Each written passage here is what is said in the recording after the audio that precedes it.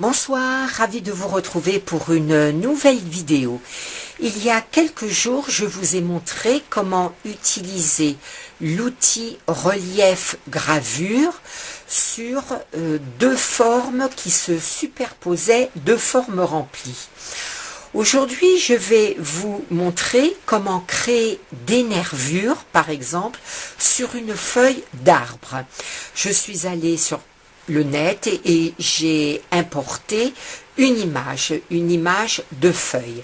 Donc, je vais dans Images, Ouvrir, du fichier. Je clique ici sur ma petite mosaïque. Voici ma feuille d'arbre. Elle est toute simple. Je l'agrandis au maximum pour que vous la voyez bien. Maintenant, je vais cliquer ici dans Piqûre automatique. Puis je vais régler mon image. Vous avez pris l'habitude maintenant de jouer un petit peu avec les curseurs d'éclaircissement et de contraste. Ça nous permet de capter le plus de pixels possible. Voilà, je clique sur OK, puis je clique sur Suivant, à nouveau sur Suivant.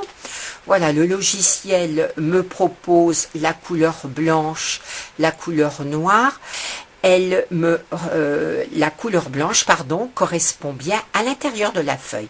Eh bien, je vais garder donc le blanc, le noir. Je clique sur Terminer.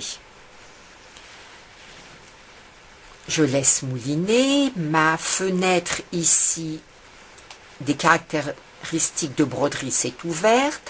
Je vois que le fond a été pris par le logiciel, je ne veux pas le broder, je vais séparer les éléments. Vous voyez ici qu'il y a des tirets bleu turquoise, ce qui veut dire que tous les éléments de mon fichier de broderie sont regroupés. Donc je clique droit, séparer.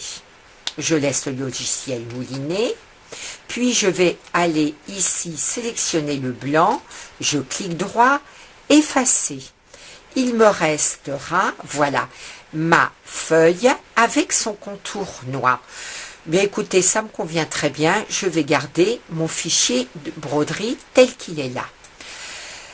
Le logiciel, malheureusement, lorsque l'on utilise l'outil forme ouverte, courbe ou droit, le logiciel n'enlève pas les superpositions. Je vais dans Accueil, chercher ici l'outil forme, je prends la forme courbe. Ici, je prends le point zigzag en rouge. Je vais aller tracer ici, par exemple, une nervure. Je double-clique pour fermer ma courbe. Et vous voyez que si j'appuie sur la touche CTRL flèche et que je vais chercher le fond de ma feuille, je clique droit, modifier les superpositions. Je ne peux pas enlever les superpositions. Vous voyez ici qu'à droite, ce n'est pas en surbrillance. Ce que je vais faire, c'est que je vais ici aller sélectionner mon trait ouvert rouge. Je vais enlever ici la réduction d'étirement. Par contre, je vais mettre un point zigzag très élevé, jusqu'à 10. Je vais enlever le demi-point et vous allez me dire mais c'est pas possible, on peut pas garder une nervure comme ça sur la feuille. Eh bien, je vais aller sélectionner avec les touches CTRL flèche le fond de ma feuille, puis je vais aller cliquer ici sur relief gravure et je vais aller cliquer sur ligne gravée. Et vous devinez ici, lorsque j'agrandis, vous devinez ici, au milieu, ma nervure. J'ai tracé avec l'outil forme ouverte courbe diverses nervures que vous pouvez voir ici à droite sur la feuille. J'en ai tracé une ici qui n'est pas très visible. Vous allez voir qu'il est possible, en modifiant certains paramètres du point de remplissage, de mieux faire ressortir les nervures gravées. Ma feuille est sélectionnée. je vais ici dans les caractéristiques de broderie et je vais aller modifier ici le sens de la broderie. Alors je vais par exemple le mettre ici à 132 degrés. Vous voyez que l'on voit bien mieux ici à droite les nervures.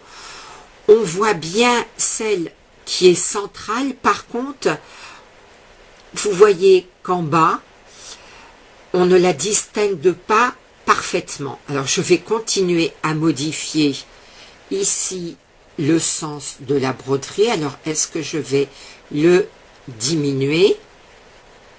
Non, vous voyez qu'il va falloir plutôt l'augmenter. Ici, je suis à 152 degrés et vous voyez que l'on distingue parfaitement les nervures ici, creusées en quelque sorte dans le point de remplissage. Avec le logiciel, il est également possible de faire ressortir les nervures. Donc, au lieu de les graver,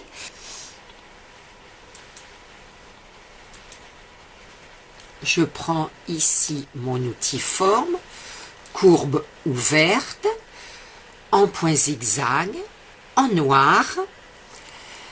Je vais garder en largeur 2 mm, je vais enlever l'étirement, le demi-point, puis je vais tracer ici une nervure.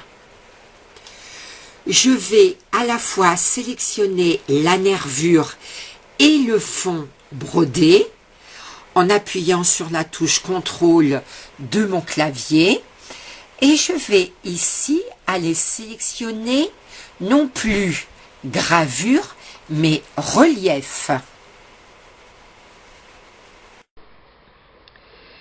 J'ai donc appuyé sur relief et vous pouvez voir comment ressort ici la nervure que j'ai gravée. Elle est très grosse par rapport ici aux nervures gravées.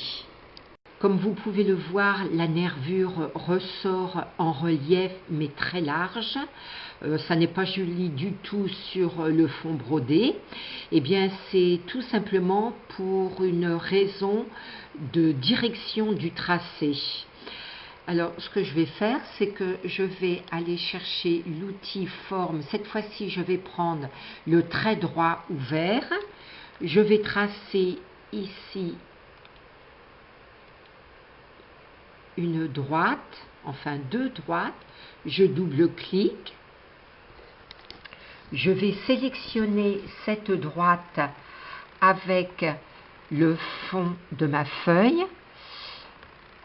Entre parenthèses, il suffit de cliquer sur la touche CTRL et non pas CTRL flèche.